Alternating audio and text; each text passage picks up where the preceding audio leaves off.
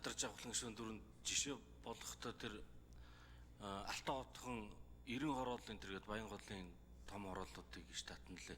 Яг төгжрөл үүсгдэг дотроо сургууль байдаггүй бүгдээр ингээд нүүдэлж явдаг сургуультай газар л байгаа маш үнд.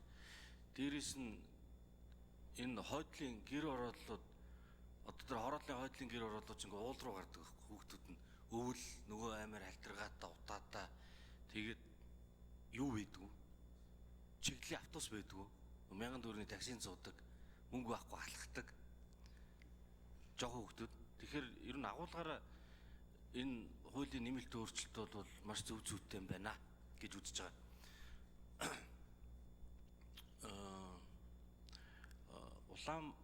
Улаанбаатар биш Монгол улсын хувьд орон нутгийн онцлогт нийцсэн гэр бүлдээ ойр ийм сургуулийн олон төрлийг одоо нэвтрүүлнэ гэсэн агуулга засгийн газрын үйл ажиллагааны хөтөлбөрт орсон байгаа. 2026 оныг боловсролын жил болгож зарлсны хүрээнд одоо Наранбаяр сайд яриад яваад байгаа шүү дээ. Хорооны баг сургууль гэдэг. Хорооны баг сургууль гэдэг концепттэй энэ маань яаж уйлдах болоо энэ талаар одоо уйлдуулах талаар бодсон болоо нэг ийм асуулт байна. За тэгээд энэ хот төлөвлөлтийн талаар ярьж байгаа ташрамд хэлэхэд энэ гэр ороодлыг барилгажуулах сэлбэдэв гэдэг их том төсөл байгаад байдаг. Тэн дэр нь 4-500 тэрбум төгрөгийн багцаар зарлцгаар зэрэг тэрний 30%-ийг ингээд бэлэн байлгаж идэг ийм чадвартай компани барилгын компани монголчуудын дунд байхгүй байна гэд том хэмжээний бонд гаргаж ирсэн мөнгөө ингээ гадны компанид өгж явуулгаар асуудал тулгараад баахан жагсаа цуглаан болсон. Тэгээ энд нийслэлээс хүмүүс байгаа болов энэ дээр ямар арга хэмжээ авч байгаа юм болоо. За ийм асуулт байна баярлалаа. За 4 номерын эндрээс ажлын хэсгийн гишүүн нийслэлийн хот байгуулалт хотын стандартын газрын ерөнхий архитектурын газрын ажлын албаны дарга Амгаагийн Баттөмөр хариулна.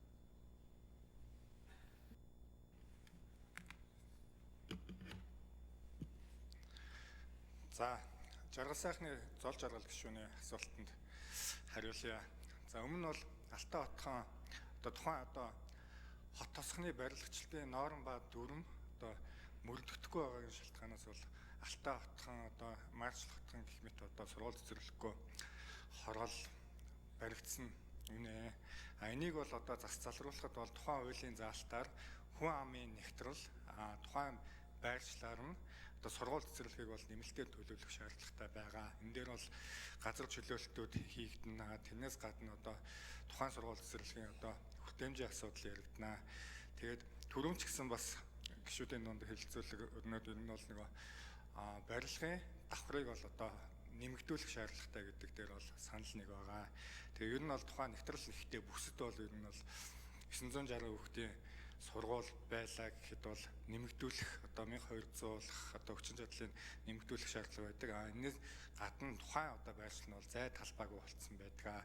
За хоёр дахь асуудлын үед бол гэр ороллын хойд талын уул руу гардаг хэсэг байгаа. За энэ бол одоо маш их хүндрэлтэй одоо биднээс одоо шийдэх ёстой асуудал байгаа. За бид бол Улаанбаатар хотын хөгжил 2040 он хүртэл хөгжлийн ерөнхий төлөвлөгөөн дээр бол тухайн одоо уул руу гарч байгаа хэсэг юм бол хүн амын нэгтрэлийн тооцоод энэ дээр нөгөө инженерийн шугам сүлжээ болон одоо зам тавих хөрөнгийн их усрын тооцож үзсэн. За тухайн уул руу гарч байгаа хэсэг бол ер нь бол гад одоо 20-30 хүн амын нэгтрэлтэй. За тэгээд томоохон хэмжээний одоо их уср зам тээвэр одоо шийдвэрлэхэд одоо эдийн засгийн хувьд бол үр ашиггүй байдаг. За энийг бол ерөнхийдөө бид бол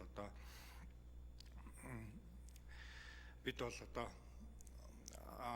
хот гэр ороллыг дахин төлөвлөж сайжруулах замаар бол одоо тухайн одоо уулан дээр нэгэнт одоо авираад татсан сурвалжлыг бол дахин төлөвлөнө гэсэн юм төлөвлөлттэй байгаа 2040 оны ерөнхий төлөвлөгөөнөөр.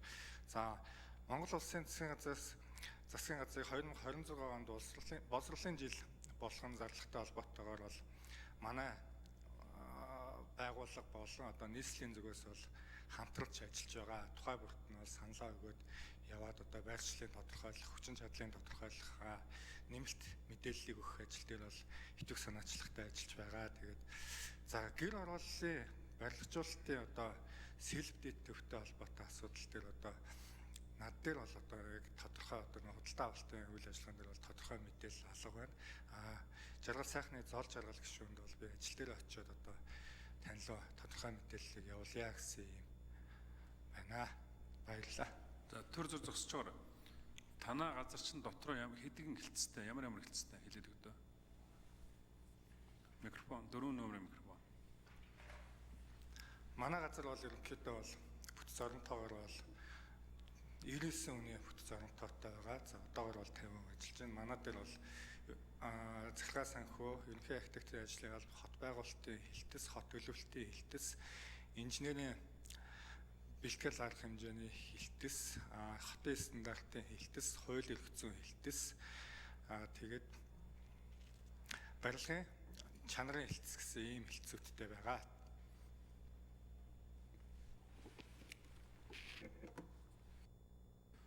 За одоо Жаданбаагийн Батэрдэн гишүүн байхгүй.